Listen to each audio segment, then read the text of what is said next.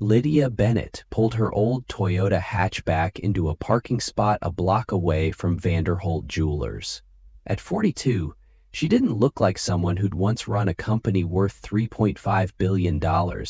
Her gray t-shirt was faded from too many washes, her jeans had a small rip at the knee, and her sneakers were scuffed from years of use. She tied her chestnut hair back into a messy ponytail, skipped the makeup entirely, and stepped out into the warm Los Angeles sunshine. To anyone passing by, she was just another middle-aged woman running errands. But Lydia wasn't here for groceries. She was on a mission, one that meant more to her than most people could guess. Back in her old life, Lydia had been the brains behind Vital Path Solutions, a biotech firm that cracked open new ways to fight cancer.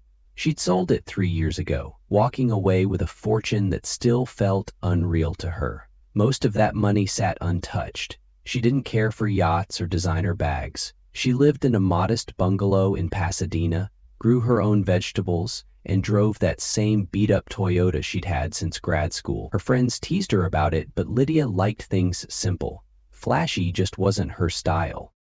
Today, though, was different.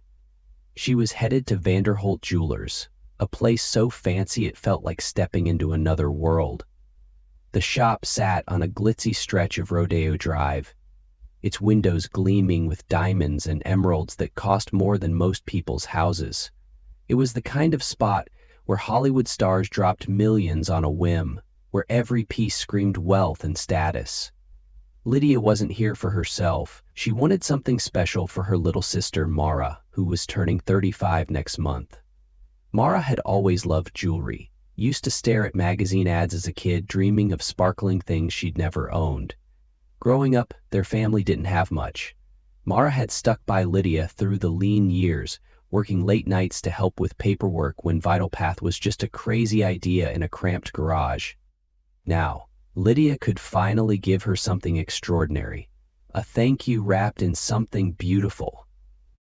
She adjusted her t-shirt, feeling a flicker of nerves as she approached the store. Places like this still made her uneasy, even with all her money. The towering glass doors loomed ahead, polished to a mirror shine, reflecting her plain reflection back at her. She almost laughed. Here she was, about to walk into a palace of luxury, looking like she'd just rolled out of bed. But that was the point, wasn't it? She didn't need to prove anything to anyone. Not anymore. Taking a deep breath, Lydia pushed the door open. A soft chime rang out, crisp and elegant, announcing her arrival. Inside, the air smelled faintly of lavender and wealth. Gleaming mahogany counters stretched across the room, topped with glass cases that held treasures she couldn't even name. Rings that sparkled like tiny suns.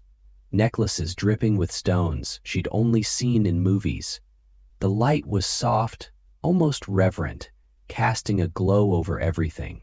4 employees in crisp black suits stood like statues, their eyes flicking toward her as she stepped inside. Lydia squared her shoulders and walked toward the nearest display, her sneakers silent on the thick carpet. This was it. Time to find something perfect. Lydia stood by the first display case, her eyes locked on a necklace that seemed to glow under the soft lights. It was a delicate thing. Emerald green stones set in a web of gold, each gem catching the light like a little piece of magic. She could already picture it around Mara's neck, the way her sister's face would light up. She waited, hands clasped loosely in front of her, expecting someone to come over, but the showroom stayed quiet, save for the faint hum of voices across the room.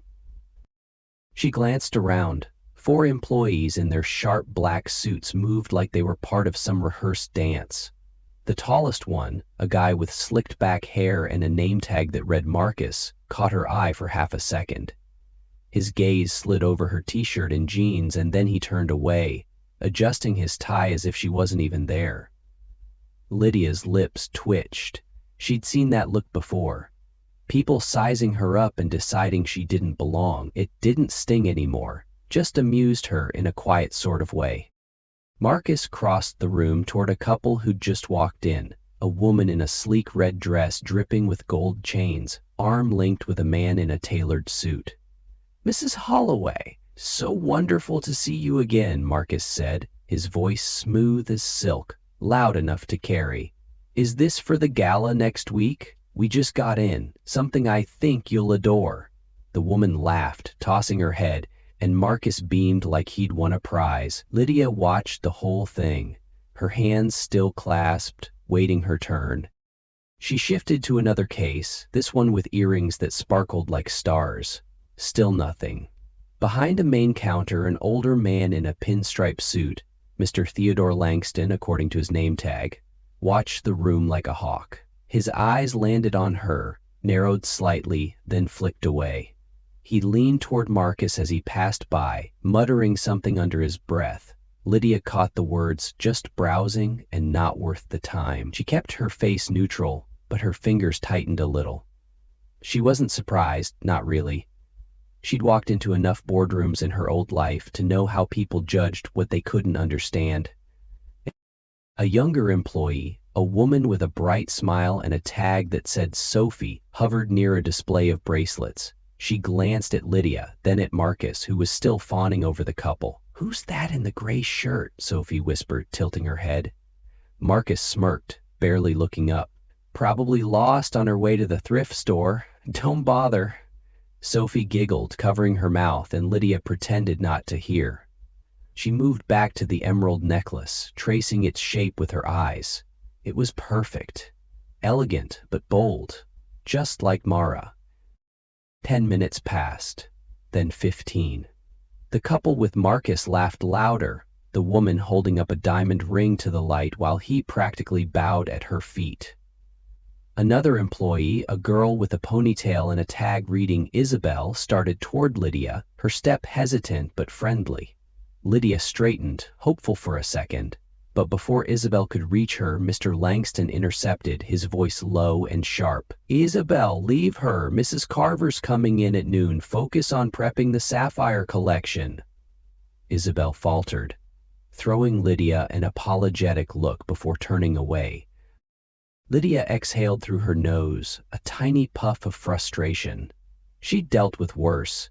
Investors who'd laughed her out of meetings, scientists who'd dismissed her ideas because she didn't wear a power suit. This was nothing new. Still, it grated, the way they moved around her like she was invisible. She watched Mr. Langston glide back to the counter, his polished shoes clicking faintly.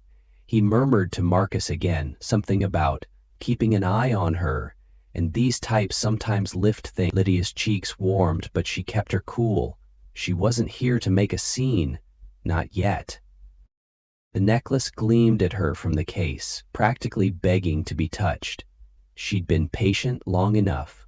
Across the room, Marcus was still gushing over the couple, showing off a bracelet that looked like it cost a fortune. Sophie rearranged a tray of rings, sneaking glances at Lydia like she was some kind of puzzle. Isabel lingered near the sapphires, her hands fidgeting like she wanted to help but didn't dare. Mr. Langston stood at his post, arms crossed, his stare cold and calculating. Lydia unclasped her hands and let them fall to her sides. She wasn't mad, not really. She'd learned a long time ago that people saw what they wanted to see. In her old life, she'd turned that to her advantage, letting the skeptics underestimate her until she had them eating out of her hand. This wasn't so different. She stepped closer to the case, her reflection blurring into the glass. The emerald necklace was still there, waiting. So was she.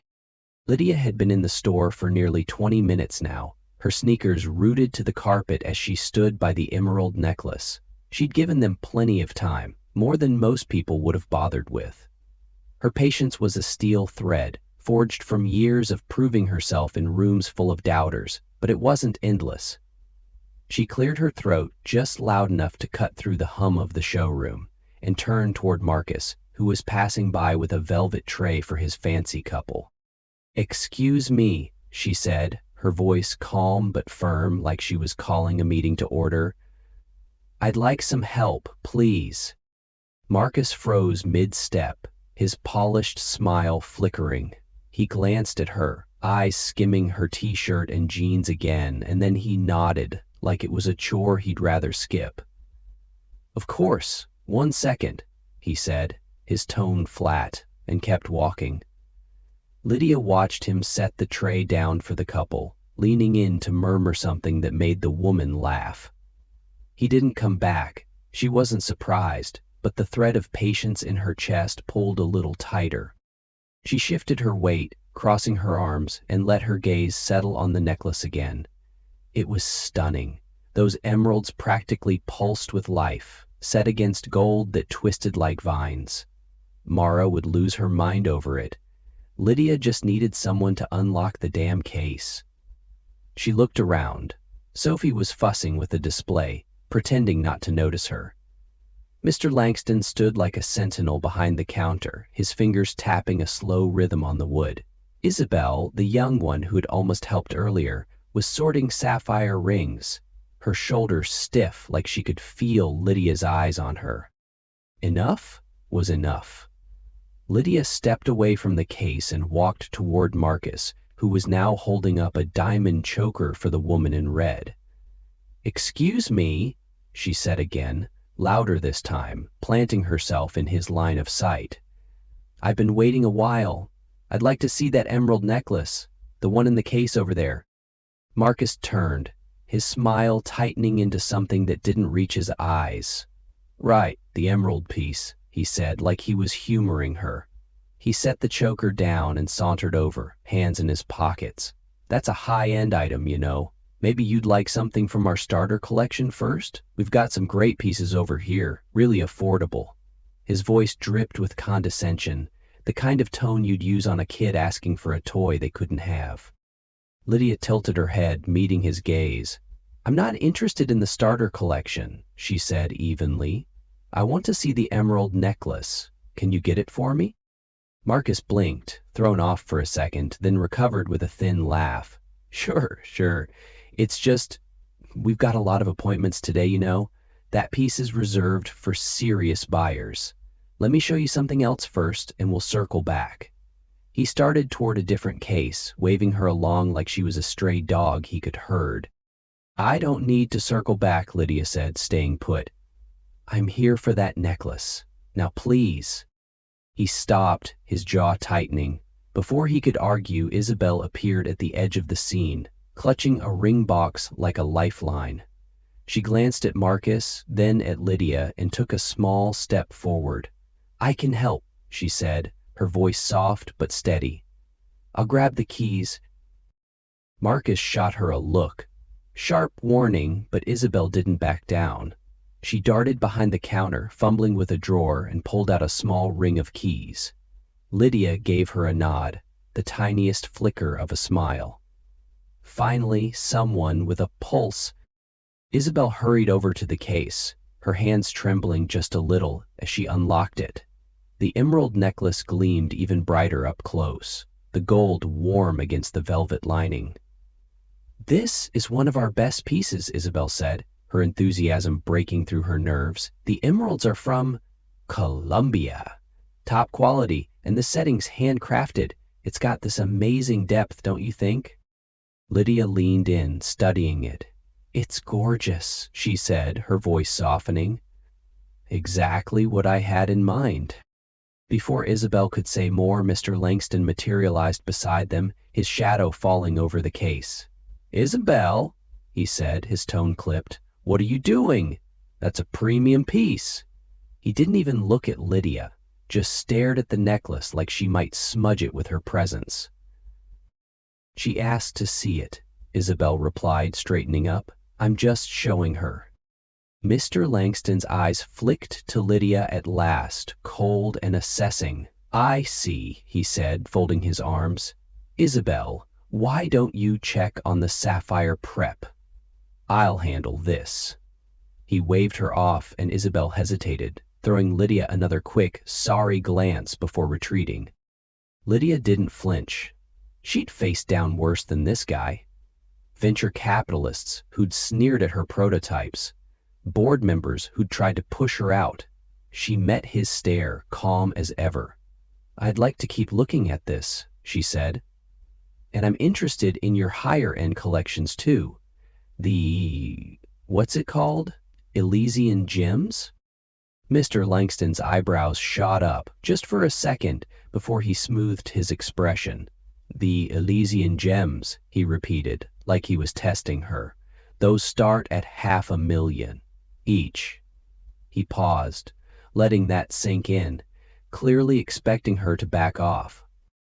Sounds about right, Lydia said, unfazed. Can you show me? He didn't move right away. His fingers stopped tapping, and he studied her, really studied her, like he was trying to crack some code. Of course, he said at last, his voice tight. Give me a moment to arrange it.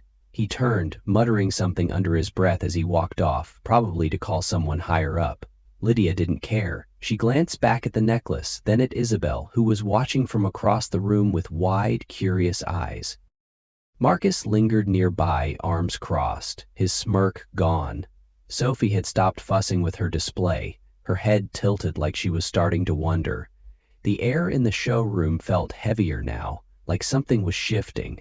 Lydia stood there, hands back in her pockets, waiting. She'd played this game before. Let them underestimate her, let them squirm. It always ended the same way. Lydia stood by the emerald necklace, her hands tucked casually into her jeans pockets, while the showroom buzzed with a quiet tension. Mr. Langston had disappeared behind a sleek black door near the counter, his footsteps sharp and hurried. She could feel the shift. Marcus hovering a few feet away, his arms still crossed, watching her like she'd grown a second head.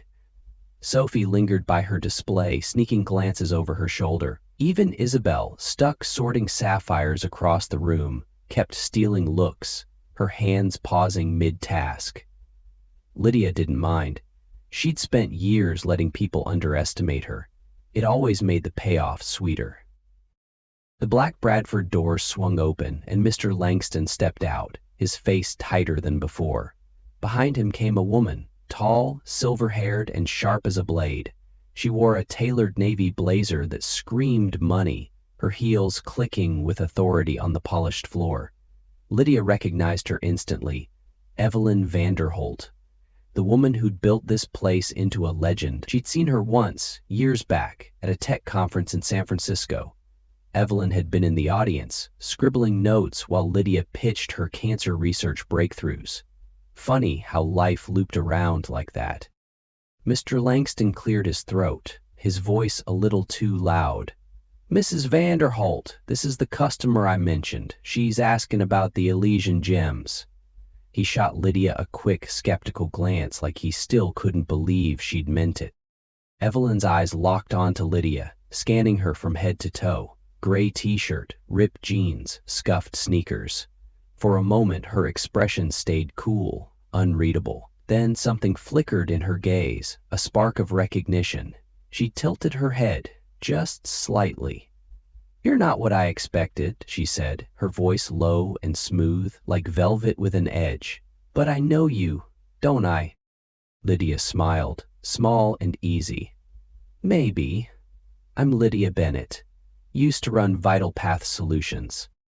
The room went still. Marcus's arms dropped to his sides, his mouth parting like he'd been slapped.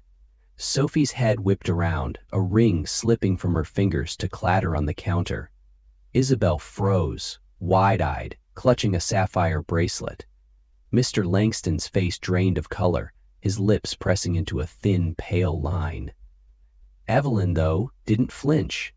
Her eyes lit up, sharp and bright, and a slow smile curved her mouth. Lydia Bennett, she said, almost to herself. The biotech genius who cracked tumor suppression. I heard your talk in 19. Brilliant stuff. Sold your company for, what was it, $3.5 billion? Something like that, Lydia said, shrugging like it was no big deal. I'm out of that game now.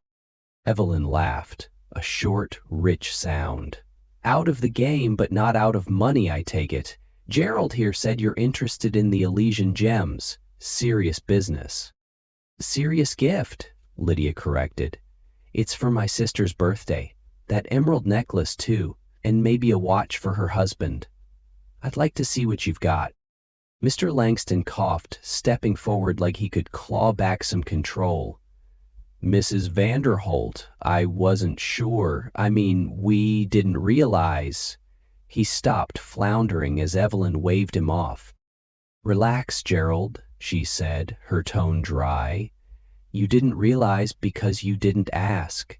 She turned to Lydia, her smile widening. Let's get you set up in the private room. Isabel, bring the Elysian case and that emerald piece she's been eyeing. Isabel snapped out of her daze, nodding fast. Yes, ma'am, she said, scrambling to grab the keys again. Marcus shifted his weight, looking like he wanted to melt into the carpet. Sophie busied herself with her display, suddenly very interested in a pair of earrings. Lydia followed Evelyn toward a discreet door at the back, her sneakers silent against Isabel's quick steps behind her. The private room was a world apart. Plush chairs, warm lighting, a long glass table that gleamed like ice. Evelyn gestured to a seat. Make yourself comfortable. Water? Wine? Water's fine, Lydia said, settling in. Isabel bustled in with a black case, setting it down carefully before fetching a glass from a side table. Evelyn watched her with a faint nod of approval, then turned back to Lydia. So, Evelyn said, leaning back in her chair, you've got my attention. What's the plan here? Lydia took the glass from Isabel with a quiet thanks, then met Evelyn's gaze. Like I said, it's for my sister. She's been there for me since the beginning, back when Vital Path was just me and a busted laptop in a garage. I want something that says what I can't always put into words. Evelyn's expression softened, just a touch. That's a hell of a sister. Let's see what we can do. She nodded to Isabel, who unlocked the case and lifted out the emerald necklace first. It shimmered in the light, green fire dancing across the gold. This one's a beauty, 250,000. Colombian stones, hand set, perfect for a statement. Lydia leaned forward, her fingers brushing the air above it. It's her, she said softly. But I want more. Show me the Elysian stuff. Isabel hesitated, then opened a second compartment. Inside was a necklace that stopped Lydia's breath, a cascade of diamonds and sapphires, shimmering like a frozen waterfall. This is from the Elysian gems, Isabel said, her voice steadying as she warmed to it. 1.8 million. The centerpiece is a 5-carat sapphire, flawless, with 12 carats of diamonds around it. Lydia's eyes traced the design, a slow smile spreading. That's incredible. Add it to the list. She paused, glancing at Evelyn. And a men's watch, something sleek, maybe platinum, for her husband. Evelyn raised an eyebrow, impressed. You don't mess around. We've got a platinum piece from the Orion line, 300,000. I'll have it brought in.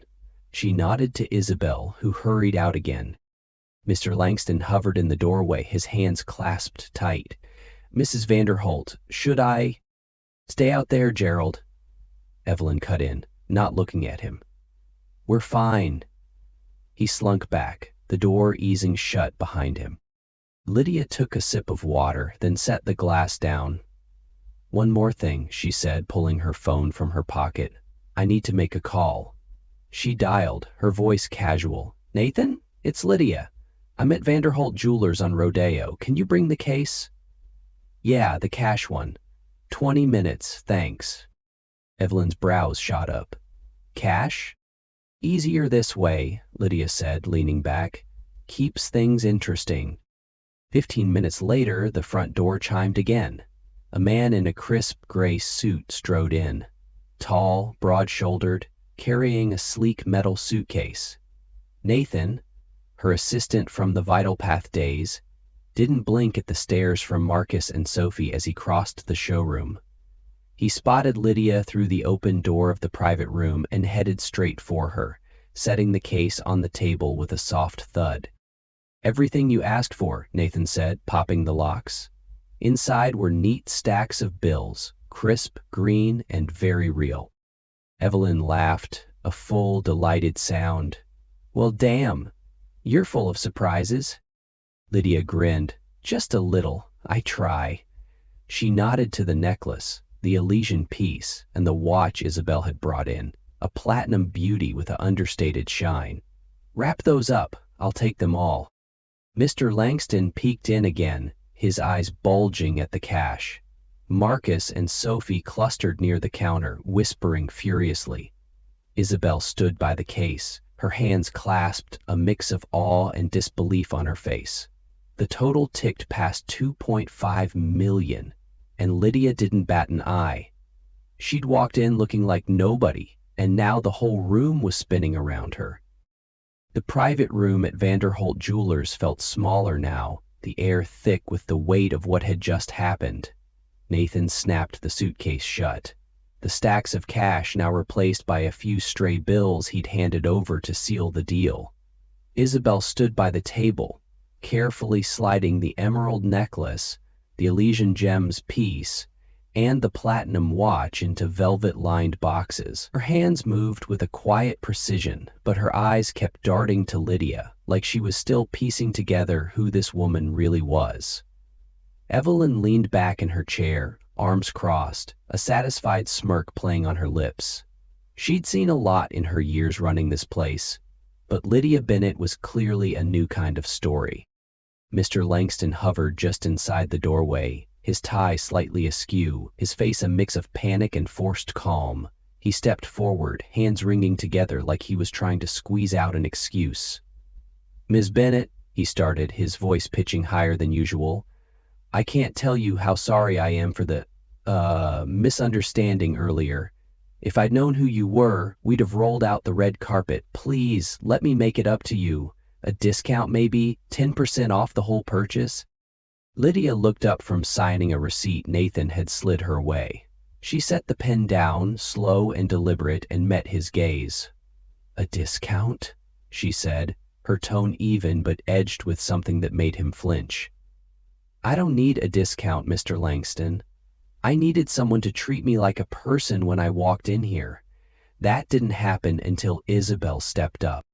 His mouth opened, then closed, like a fish gasping for air.